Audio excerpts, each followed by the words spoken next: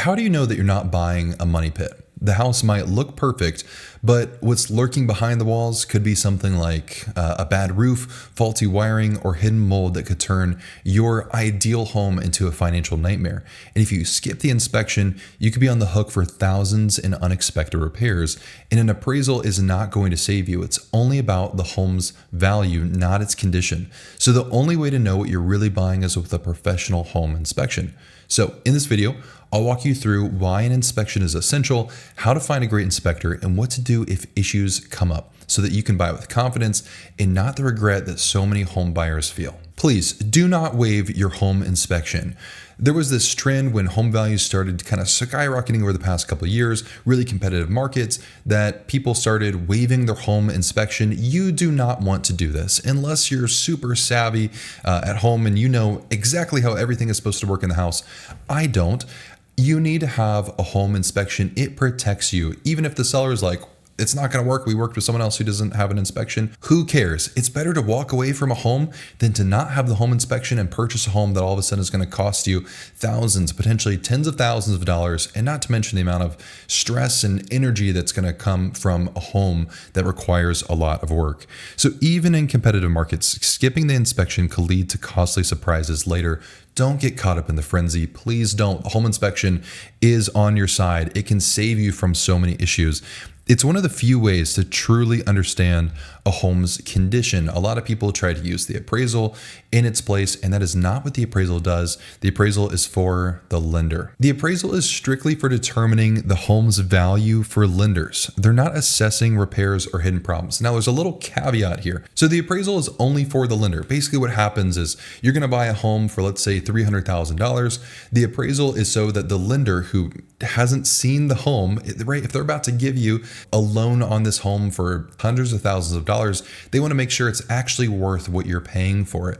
And so that's what the appraisal is for. That if you're getting under contract for $300,000, that the appraisal comes back and says it's worth $300,000. Now, lenders also want to make sure that the condition of the home is up to their loan guidelines, because they don't want you to buy a home that's falling apart, because then it's going to be difficult to sell that home if for whatever reason you can't make the payments on that home.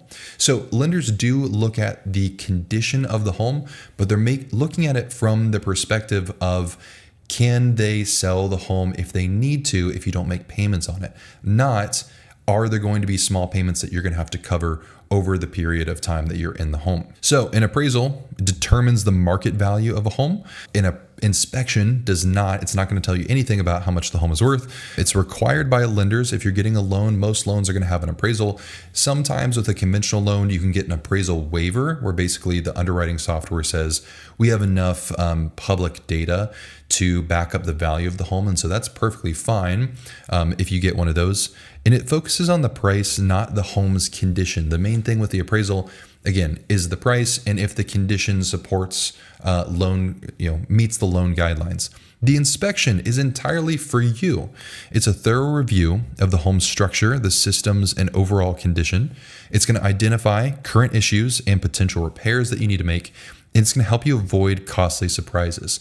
So with the inspection, you're going to get a multiple page report that's going to tell you all the different facets of your home, all the different potential issues that you need to look at, and then also what they might cost as well.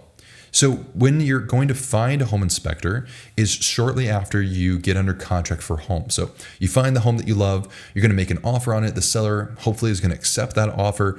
And then from there, you have a short window in time in which you need to inspect the home. Your contract's going to say usually a period of time that's going to be probably around 7 to 14 days for you to find an inspector and get the home inspected. So what I want you to do is to do your research. I want you to look for an impartial third party who works for you. Now, you can get this from multiple different places.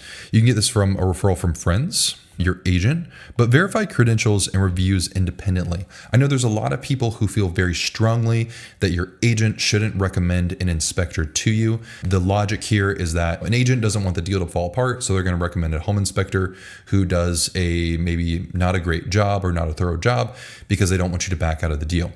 I've never seen this happen. It's possible that it could happen. And if you don't trust, if you want there to be some sort of gap in there between your agent and your home inspector, that's perfectly fine. Get look at online, get referrals from friends. There's plenty of ways that you can find a home inspector without just a referral from your agent. But make sure that you're looking up, okay, are they licensed and insured? Make sure that they have the credentials that they need. Look at reviews independently. Feel free to give them a call and ask, hey, how does a home inspection work? See if there's somebody who would be you want to work with. And that's mainly what you're looking for with a home inspector. Also check their credentials, ensure that they're licensed, certified, and insured. Also, what can be really helpful here is asking for a sample report. So a professional inspector's report is going to be detailed, easy to understand, with photos and clear explanations. They should be going through, taking pictures of things in the home that maybe might need fixed. The way that I like to frame the inspection for people is that when you get this report back, you're like, you fell in love with it.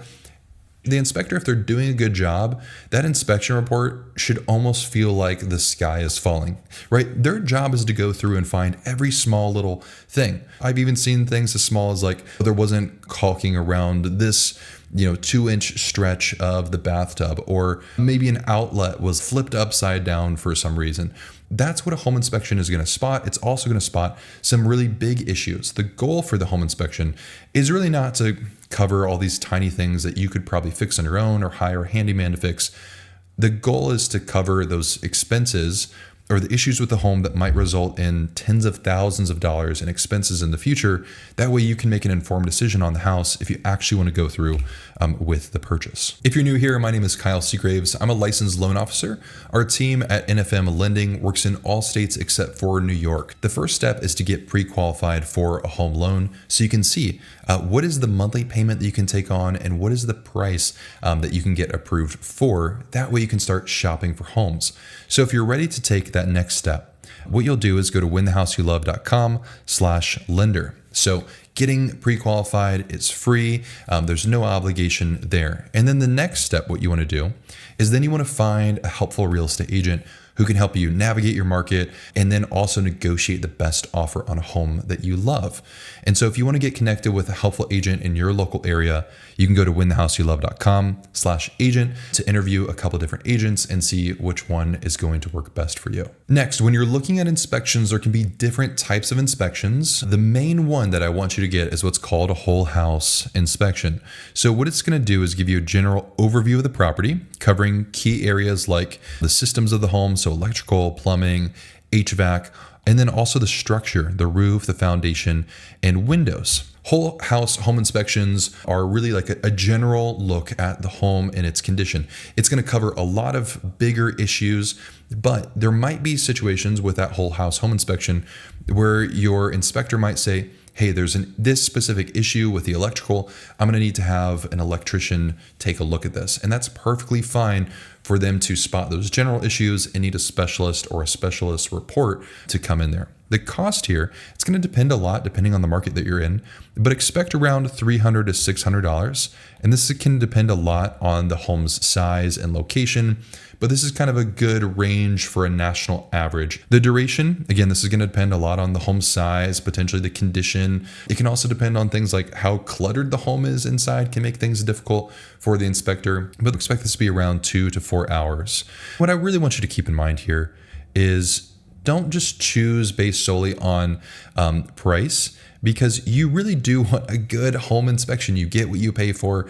Don't just go with the cheapest option, because you're probably going to get the cheapest results with the home inspector. So really keep that in mind. A sample report is going to be a really good way for you to determine if that inspection is going to give you everything that you're looking for when you're hiring an inspector. So some different types of inspections. Let's say that you had that whole home inspection and maybe your inspector says, we need to look in some things a little bit further. They may recommend something like a structural integrity inspection. They may want to inspect something like the sewer line, the condition of the chimney. Maybe there's concerns about mold or asbestos and things like pet damage, like termites, they might want to look into further. So this is how the process works. Number one, I want you to show up prepared, and this is how you're going to do it. I want you to bring a list of questions or concerns from your walkthrough. So likely you've already walked through the house before the home inspector has, because you made an offer on this home. I want you to start writing down a list of questions off the top of your head, or maybe just some general concerns that you have. If there's things that have been coming up like, hey, I wondered about this thing that I noticed, this plumbing issue that I noticed, or this thing in the bathroom, write down those questions and concerns. That way you can bring them to your inspector during the walkthrough. And then what I want you to do is you're going to show up to the home inspection, right, with the home inspector. And I want you to use this time to measure spaces, plan projects, or take photos for reference. So what I want you to do here is I don't want you to just follow the inspector around, because you can get in their way a little bit. I'm sure there are some home inspectors who maybe like that, but you're going to show up. I want you to bring your phone for notes or a piece of paper and pen. And I want you to write down the questions beforehand. And then what I want you to do while the inspector's there doing their thing, give them their space, use the time, measure the spaces. Maybe you're planning some projects, taking photos for reference, because most home buyers are only touring a home briefly before they make an offer. A lot of people make an offer on the home and they might have only seen it for like 30 minutes. So this is your time where you have a couple hours where you can really get a better feel for the home, be in it on a little bit more time. Start looking at maybe our couch can go there, or I need a new table to fit over there. Those things. This is a really good time for you to begin working out some of those logistics before things close and you make the move. Number 2 is let the inspector work. Give them space to do a detailed review. As you have questions, as you're walking around, not being in the inspector's way, write them down so afterwards you can review the report with them. And then if they haven't answered your questions through the report, you can ask those questions then. It's not good to just, every time you have a thought about something in the house, to bother them. Let them do their work so they can give you the best report possible. Then number 3, what's going to happen is the inspector is going to finish. They should be reviewing that report with you. That way you can ask questions about the report, because most people are going to look at a home inspection report. Again, the first feeling is panic, like, oh, everything's falling apart. This house is not perfect. And then as you start to look through, it's like, okay, these are really tiny things. These are Home Depot fixes. This is maybe I need to hire somebody, electrician, to do some small work over here. Just ask questions about the report here. So once the inspection is complete, you're going to review the findings with the inspector and ask them to clarify any technical terms or prioritize repairs. So this is not the time to be shy, right? I know it can feel a little bit overwhelming, but just know that the inspector is on your side. You hired them. They work for you. Their goal is only to make sure that you know what you're getting. They don't work for your real estate agent. They don't work for your lender. They have no stake in the deal. If the deal closes or it doesn't, they're still getting paid. Their only job is to give you a clear report and to make sure that you feel protected and you understand what you're purchasing. So now is not the time to feel shy, okay? So if you're like, hey, I don't know what in the world you just said, can you break that down for me a little bit more? Or can you help me understand how much this might actually cost if I need to fix it? What would be the process to fix this thing if I needed to? And then what you can also do is ask them to prioritize repairs. For instance, something like wrong with the HVAC is going to be way bigger of a priority than a dripping faucet, for instance. So they can help you prioritize those things. Now, what happens if inspection issues come up during the process? Number 1 is you can walk away if needed. Are going to have a inspection contingency. So before you make an offer on a home, you need to talk with your real estate agent about, hey, what does the inspection contingency look like? How long does it last? Again, usually it's going to be that 7 to 14 days. In competitive markets, it's going to be shorter. In less competitive markets, it's going to be longer. If the inspector finds major problems, you can walk away if you have this inspection contingency without penalty on most contracts. The whole reason of an inspection contingency is so that if everyone signs on the contract for the home, you walk in, you get an inspection, there's maybe a huge structural issue. You can say, you know what, I can't do this. I'm going to walk away and take my earnest money with me. Most contracts with that inspection contingency allow you to do that. Having that inspection contingency, having that home inspection is a huge protection for you when you're entering into a contract that can be hundreds of thousands of dollars. And I know for a lot of people, they can kind of feel like, man, I don't want to pay for a home inspection and then walk away from this home because I'm going to lose that money. This is sunk cost fallacy, like at its core. Spending $500 on a home inspection is way better than being stuck with tens of thousands of dollars Don't feel like you threw away money. I lost $500. Yeah, it sucks. But you know what you did here is you saved thousands of dollars, right? Instead of going through with purchasing the home just because you didn't want to lose $500. Don't give up $500 just to end up having to pay, $10,000 down the road if there's huge issues with the home. Walk away if you need to. That's why the inspection exists. That's why the inspection contingency exists, is to protect you, to give you the option to walk away if needed. Also, what you can do is negotiate repairs or credits for the home. So if you still want the home, but there are some repairs that need addressed, you can ask the seller to fix major issues before closing, or you can request a credit or price reduction to cover repairs. So at this point, with that inspection contingency, sellers don't have to play ball. Your real estate agent is likely going to send over the inspection report to them. The seller might fix some of those things. They might agree hey, yeah, we can fix those issues before closing. No problem. Or you can say, hey, we want a $2,000 credit, or we want the price to be lowered by $3,000, something like that. The seller might come back to counter those, or they might just say no. And they have every right to do so. Sellers don't have to agree to anything that happens with the request that you have for credits or price reductions or fixing those issues. Now, with the inspection, I want you to focus on the major concerns here. I want you to focus on things like roof damage or leaks. These are really expensive things to repair. Things like HVAC systems that could be potentially near the end of their lifespan. Also, keep in mind things like hazardous issues like mold, radon, or asbestos, structural or pest-related damage. And I really want you to consider avoiding nickel and diming on these inspection issues. Sometimes I see buyers come back, and I get it. Most people don't want to fix all these little things with a home, but you're buying a home. That's kind of what comes with choosing to not rent and to buy. You're going to have fixes that need to be made up front and over the lifetime of a home. No home is perfect. Every home that you're going to look at is going to have some issues. So try to avoid nickel and diming, because that can make the seller less likely to negotiate with you on the things that actually matter. That's what you really want to cover here. Things that actually matter, not things that can be fixed with $20 at Home Depot, or again, maybe hiring a handyman or sometimes even a plumber to fix something. Paying $100 out of pocket is going to be probably a lot easier to fix an issue than trying to get the seller to cover those things, especially if you're asking a lot of things from them in addition to some big items.